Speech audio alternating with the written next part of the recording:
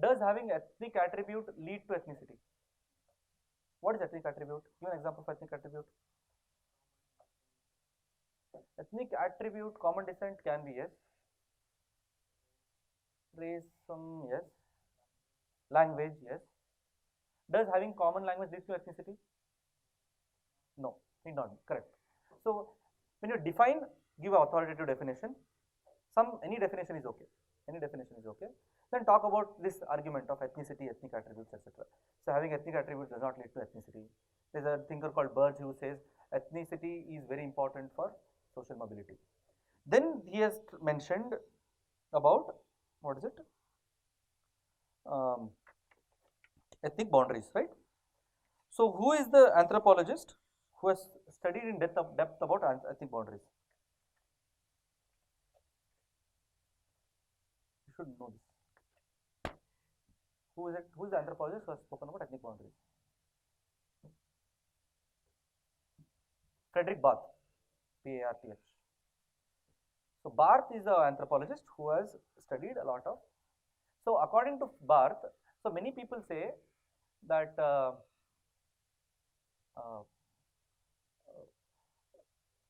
ethnicity is because of the culture, the consciousness of group. So if there is, if here there is one group, here there is one group, or okay, this is not right figure. Okay, like this. So this is A, this is B. Now here attribute A is there, attribute B is there, here attribute K is there, attribute Z is there. So some people say, so there is two religions, say, let's say two religions. So these two ethnic groups are different because of the practices they have, they say, what practices they follow. But Frederick Barth says it is not because of the practices they follow, it is because of the ethnic boundaries. It is because of what differentiate between these two groups that defines ethnicity. So for example, according to Barth, so let me consider ethnic group, one ethnic group which say, don't to quote a religion. Ethnic group, say blacks and whites. We talk about blacks and whites. So it is not what they practice. So maybe whites they eat something, blacks eat something, whites eat something. It is not because of that. It is because of the differences between them, because of maybe cultural consciousness, because of the language, what differences they have. Or if blacks say suppose eat veg and whites eat only non-veg. So it is this difference that differentiates to ethnic groups. So ethnic boundaries are the most important aspects for identifying any ethnic community. That's what Barth talks about.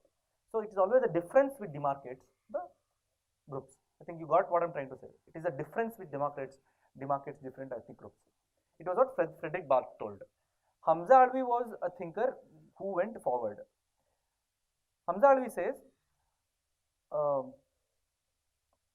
the boundaries which we have between ethnic groups is always not constant.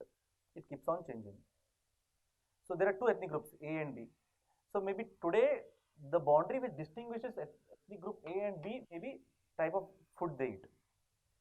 So the boundary is these people eat vegetarian, these people eat non-vegetarian. But with time what happens, this boundary might change.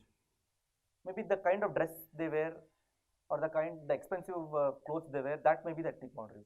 So the boundaries are not constant between ethnic groups. It keeps on changing. So this is what Hamza Alvi says.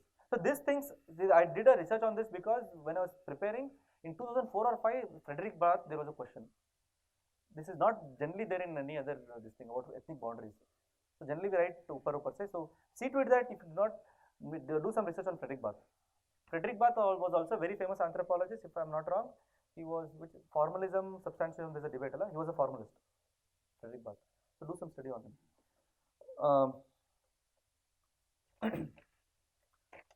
So we defined what is ethnicity.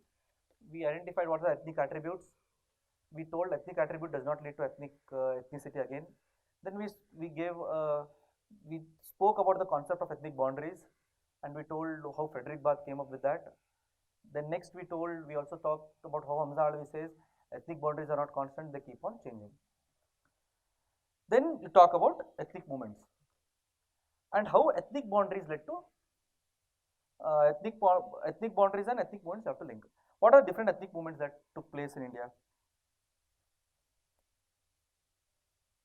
Different ethnic movements that took place in India. Nagas, yes. Next. Mizos, yes. Jharkhand, yes. So try to link it with ethnic boundaries. Were there some boundaries because of which the revolt took place? What were the boundaries? I assume to an extent you understood what ethnic boundaries, right? Any here? So what were the ethnic boundaries because of which these ethnic movements came up? Cultural practices, which, can you give an example for Nagas? Headhunting, good. Yes, yes. Christianity is also ethnic boundary. Religion can be an ethnic boundary. So this was a boundary because of which ethnic movements came up. So what you do is, most of you will be knowing ethnic movements, I'm sure. But while writing, you will not know what is ethnic boundary. So somewhere introduce that word. Through that word, get into ethnic movements and start explaining. So the ethnic boundary involved here was religion. Ethnic boundary maybe was cultural practice such as headhunting. So next, talk about ethnic movements in India. Ethnic movements, you can talk about Nagas. Then you can talk about Hamara Jharkhand movement, where Santals and all they revolted. Then was Jaipal Singh was there, Chotnagpur Niti Samiti. Then Adivasi Mahasabha was there. So you explain about those things. I think, and maybe in the end, you can talk about what is the conclusion for this. Discuss the concept of ethnic boundaries, throwing light on ethnic movements. What is the conclusion for this? Anyone wants to guess?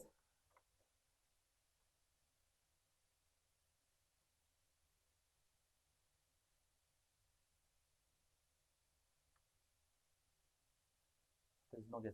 Yeah.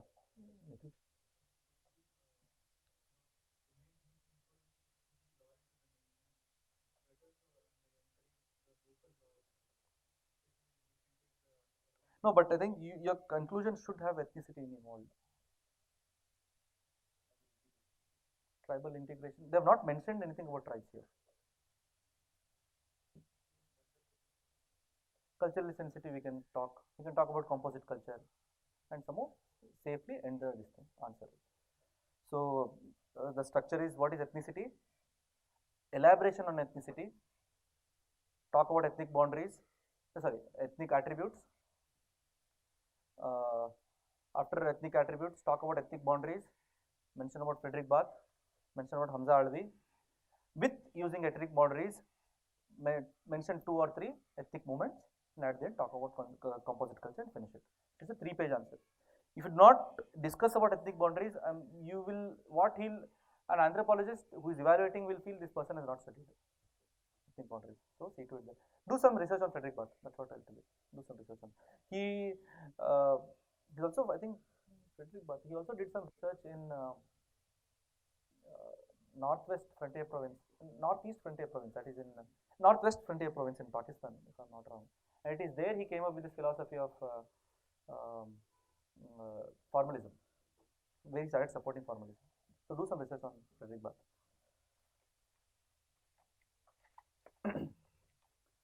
Any doubts? Okay.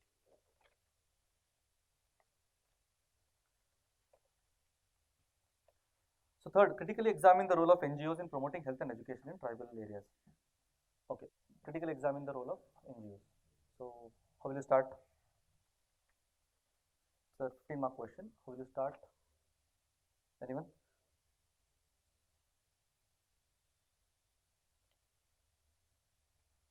So what you can do is you can start with the definition of NGOs. Again, only if there is authoritative definition. So in Braintree, says Lord Beveridge says it's an organization which is partly or wholly governed. An organization which is partly or which involves people who are partly or wholly paid and which is without any external control. So organization which involves people who are partly or wholly paid and which are without any external control. Then there is a lady called Mary Morris who says why people start NGOs. Why do people start NGOs? Because there is a sense of purpose to give back to the society. So here you are mentioning two thinkers. You are ending it. Then what is the advantage of NGOs? Write in 3 lines. What is the advantage of having NGOs? One is there is more zeal. There is no flexibility. There is no bureaucratic red tapeism. So you just mentioned. So around 60% of the first page is over. So you are giving a good introduction on NGOs. So they say critically examine. So critically examine the role of NGOs in promoting health and education in tribal areas. So role of NGOs in health. So role of NGOs in education, both I have to mention. So role of NGOs in health, make a subheading and draw, underline it. So role of NGOs in health. What examples can you give? How are NGOs helping in promoting tribal health? Any examples? How are they helping? So see, these are all general questions. So if I call a GS student and tell them to write, they'll also be able to write the same answers which you are writing. But you have to bring in some innovations. So how will you bring in some innovations? So it's only through examples. Or quoting Debar Commission, or quoting something. So what are the points you will have? What did you write in your this thing? Or you didn't attempt this question? So role of NGOs in health. Anyone? So all of you can talk about Thakkar Bapa's, which is the NGO which he started. Bharatiya Adim Jati Seva Sangh. Then recently I quoted Great Leaper Asylum. That you can quote.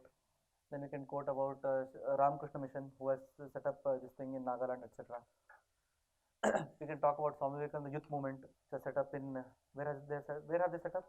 SYVM. Anyone here? Mysore. Yelli. Where in Mysore? Soliga tribes. So mention this. Go to next step. PVTGs, the government of India is encouraging NGOs to take up development through NGOs. So they are helping in PVTGs. They are helping in so these examples you write. Talk about Great Leaper Asylum.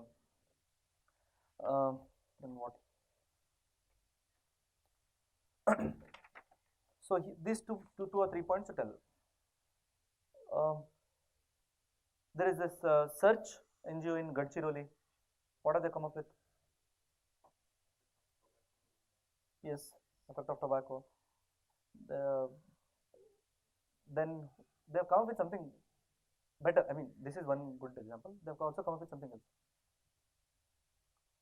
They have come up with the Tribal Health Institute, Tribal Health this thing Index, THI, Tribal Health Councils. So these are the this thing you give. So what are the negatives, positives you wrote? What are the negatives? Role of NGOs in negatives, or maybe critical examine the effort. Something 2 or 3 points of right. Mismanagement of funding, another general thing. Next, spread of disease through NGOs is missionary activities is a good example. Again, you can quote. Though the Christian missionaries say it is a work of God, under quotes, thinkers like M.N. Srinivas say it is people from higher caste consider this as a bait to convert people. That you can mention. Another example you can give for this thing is Yoginder Singh at one place says most of the NGOs only work for mostly concentrate on larger tribes. On corner tribes, small tribes, we don't concentrate on.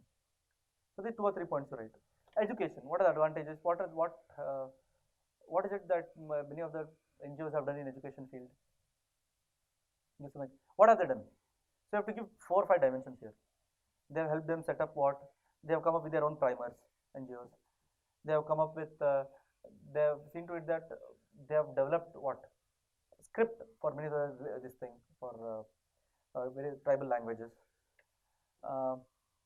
Then they have come with their own syllabus. They have been convincing many of the types. Something like this, 4 or 5 points you write. And examples you have to give. What examples you can give? One is, which is that? NGO Kruti for Koya language. There is KISS, Kalinga Institute of Social Studies. You can mention that. So this you mentioned. Then what else can be done by NGOs? So this you write, you have 2 pages over. 1 page is still remaining for 15 mark question. What else can you write? So what else NGO can do? You can mention. So for that, you have to come up with some recommendations for NGOs. What recommendations you can give? There's an international, this we can mention, I think, in every place. There's a World Association for Non-Government NGOs. Was World Association for Non-Government Organizations in 2002. They came up with something called Code of Ethics. So if NGOs can follow Code of Ethics, that is one thing. If you have studied, if you have read last year's MOTA report, 2017-18, the government has come up with, the union government has come up with a committee, they are coming up with state committees, which identify various NGOs which help in education and health field. So they made a list. So this is a welcome, so in the conclusion you can say this is a welcome feature, where the government is involved in identification of various NGOs, so that public exchequer is accounted for. Servants of Indian Society is mentioned, Sri Ramakrishna Mission is mentioned, then Gandhi Smarak Nidhi is mentioned. So this is a good conclusion. So structure is, introduction is hamara definition of NGOs, why NGOs are required, why NGOs are emphasized. Next you mention health positives, negatives, education positive, negatives. Then last, what else can be done, and according to annual report of MOTA, something from this is there. So this will give a good structure. It will fill 3 pages. At least get 8 or 9 marks. You should bring in proper nouns. You should bring in quoting, especially paper 2. What happens in paper 1? Most of us, everywhere we keep on mentioning Franz Boas, we keep on mentioning Morgan, Malinowski, or Margaret Mead, etc. But paper 2, what happens? We will not get thinkers. And even if we get thinkers like Hamza Alvi, Brass, or Rajni Kotari, whom we must not have heard. We would not have heard.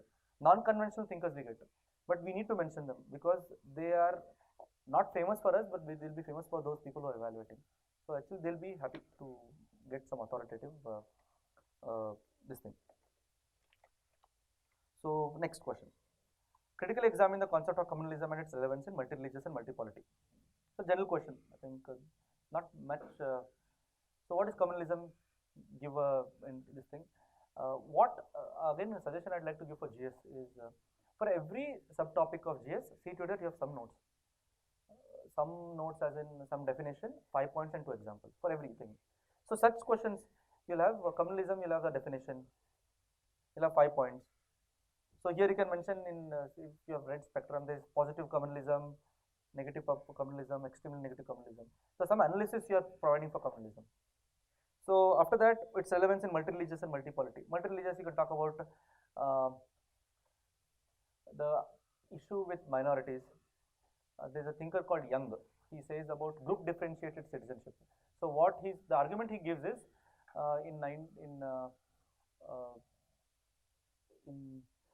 whenever we talk about the concept of secularism, he says we say secularism, but most of the time the majority party's ideas, the majority party's cultural practices get represented in the constitution. So Young says do whatever, there should be a differentiated citizenship. That's what he says. So where we take care of the younger population. So Young says group differentiated this thing. So when you talk about polity, we can talk about maybe again minorities is something we have to concentrate upon. Talk about Indian secularism. So this is a general answer. So here it is where you have to bring in some thinkers, etc. So do some this thing. General answer, and maybe if you are prepared well for GS, you'll be able to write this 15 marker. Describe the socio-cultural factors related to poor health conditions of Indian tribal population. Suggest measures for improving these conditions. So socio-cultural factors for poor health conditions. So what is a good introduction for this? A good introduction for this is mentioning what are the poor health conditions of tribals. So what are the most common diseases which tribals face? Cholera is there, sexual transmitted disease like AIDS is there, nutritional disease is there, Yavs is there, Yavs is there. So this is the most common disease which they are faced. So this is general statement. Next you have to talk about, give some data, maybe total fertility, so maybe the prevalence of cholera in general population and them is so much. This is given in KAKA report. So one data you give, about the KAKA report. Prevalence of cholera is so much in general population, that is so much in this thing. So this will be a good introduction, 4-5 lines. Next we will talk about socio-cultural practices. Devar Commission has spoken really well on socio-cultural practices of Indian tribes. So mention. So Devar Commission actually identifies the diseases in tribal population and distinguishes the causes on three areas. One is cultural contact, second is ecology, third is socio-cultural. So we mentioned that. So now the socio-cultural. What are the social cultural factors? Polyandry. Because of polyandry, what is happening? STD, yes, but there is a bigger problem because of polyandry. Sterility, yes. Not sterility, fertility is less. They are not sterile. So fertility is less because of polyandry. Next, taboo, food taboo. Because of food taboo, we can give an example. Gonds have a certain degree of taboo towards eating potatoes. So starch level is less. Next, general patriarchy. Beals and Golds, they are patriarchal communities, because of which uh, the women, their health anemia, they're suffering from very much anemia. So it's general things you write. This is socio-cultural practices. Next, talk about, then you can also talk about taboos. For example, todas do not eat buffaloes because they revere it. That you can write because they are pastoral communities. So 4 or 5 points you write like this. So this is a body. Anemia is there, yes. So 4 or 5 points, that's what I mean, you may mention this. Next, suggest measures for improving these conditions. What measures we can tell? Again, bring in our Khaka report. First mention Devar Commission. So Devar Commission talks about Sonawal Kacharis. Sonawal Kacharis has a medicine man called Bays. So what he did is that they trained Bays, that guy, into modern medical practices. Sahai, he went to a different, next extent. He went to, I think, Oraon, and he convinced the medical practitioner to leave his job and join horticulture practice, and he brought in modern doctor, Sahai, when he did his study. So you are mentioning Devar Commission, you are mentioning Hamara Sahai, what he did. Then you can mention again Hamara Khaka report, where Khaka report talks about, what all Khaka report talks about health practices. You can also mention medical practices, integration of medical practices into this thing. Khaka report talks about META, medical education to tribal areas, reservation of seats, all the seats to people from the tribal areas. Talk about separate cadre that came in Devar Commission.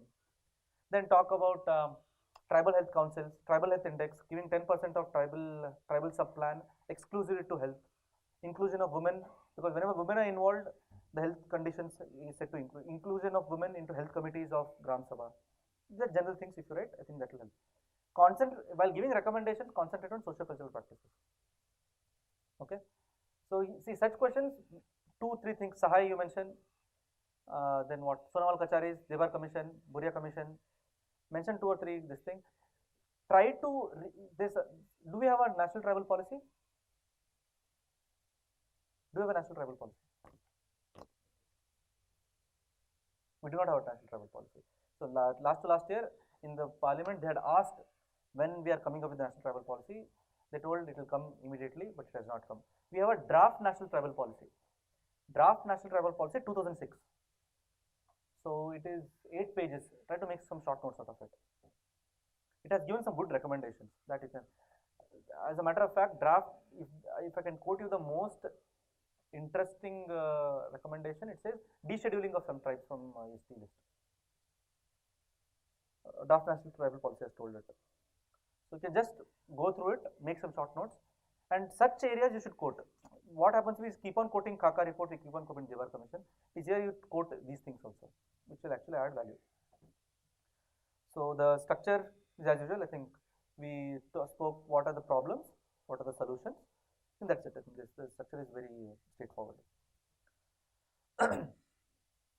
Now discuss the provisions of protectionist policy of OBCs, assess its importance on social mobility. So what are the idea, what all are involved in social mobility? Social mobility, Indian birth, what all comes in social mobility?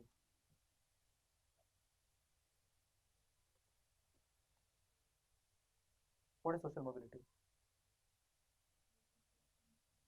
Social mobility is not education. It is education. Through education, you have social mobility. What are the means of social mobility? I am telling you. Huh? Social mobility, don't you think Sanskritization is social mobility? So they're different, but that's what Sanskritization is social mobility.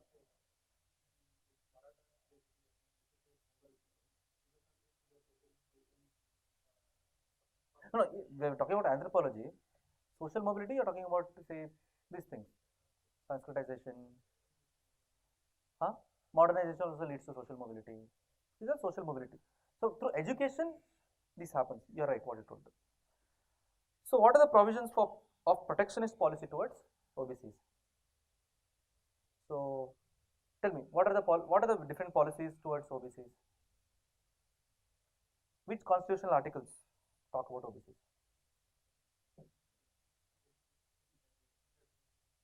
This will be one. Next. Yes. 14 also comes in. Weaker sections. So these are various problems. So first, most importantly, define who are OBCs. Is there a definition for OBCs? Backward communities.